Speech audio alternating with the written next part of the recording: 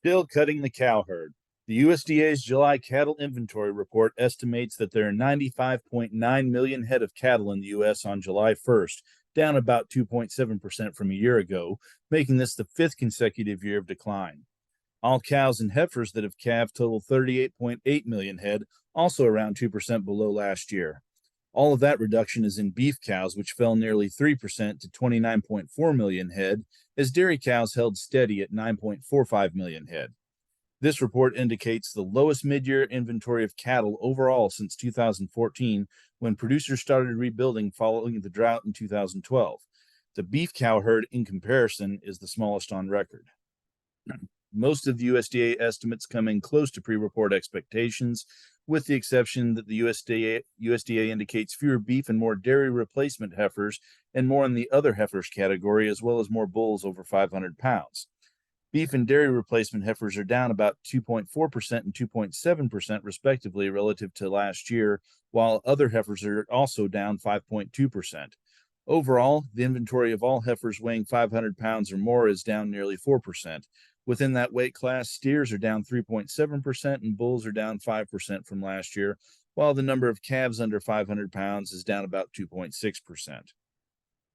With around 2% fewer cows and heifers calved, the 2023 calf crop at 33.8 million head is also close to 2% lower compared to expectations approaching 2.5% lower. Still, a smaller calf crop should help to hold down the number of animals on feed and beef production in 2023 and 2024. The USDA's most recent cattle on feed report indicates that feedlots placed 1.68 million head on feed and marketed 1.96 million last June, or about 3% more placements and 5% fewer marketings than in the prior June, bringing the July 1st total number of cattle on feed to 11.2 million head, or just about 1.75% less than last July. The mix of steers and heifers indicates that, compared to a year ago, more heifers are being sent to feedlots instead of staying on farm for breeding stock. The decline in cattle on feed is due to a nearly 3% decline in steers on feed, as the number of heifers on feed remains unchanged.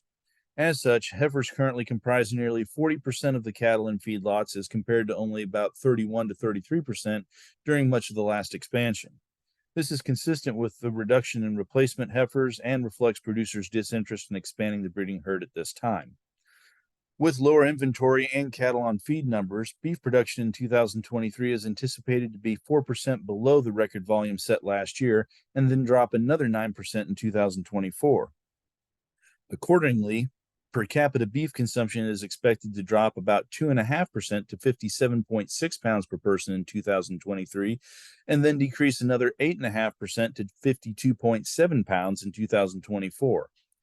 Meanwhile, exports are projected to decrease 9.3% this year and 8.2% next. Such decreases from the record beef exports observed in 2021 and 22 still reflect relatively strong export demand. Beef exports through this May, while 11% lower than last year, are still the third highest on record after 2021 and 22, with the total beef exports for 2023 projected to exceed 2020 levels by almost 1%. As a result of such strong demand and declining production, cold stocks of beef are already fairly low. According to the USDA's June cold storage report, beef stocks on May 31st are down 6% from a month earlier and 20% from last year. All things considered, high prices are likely to persist, at least for the forecast horizon considered here.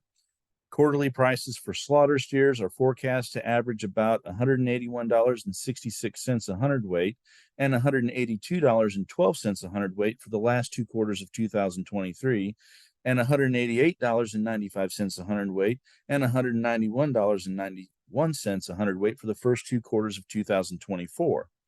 For 600 to 700 pound feeder steers, prices are forecast to average about $256.96 a hundredweight and $255.04 a hundredweight for the last two quarters of 2023, and $263.47 a hundredweight and $268.60 a hundredweight for the first two quarters of 2024. These projections reflect tighter supplies and declining but still strong domestic consumption and export demand. With reported inventory levels and the amount of time it takes to expand the cattle herd whenever producers decide to do so, The downside potential for prices lies mostly with demand uncertainty. That is, if unanticipated events hinder domestic demand or disrupt trade, then lower prices may be realized. For the University of Illinois and Western Illinois University, I'm Jason Franken.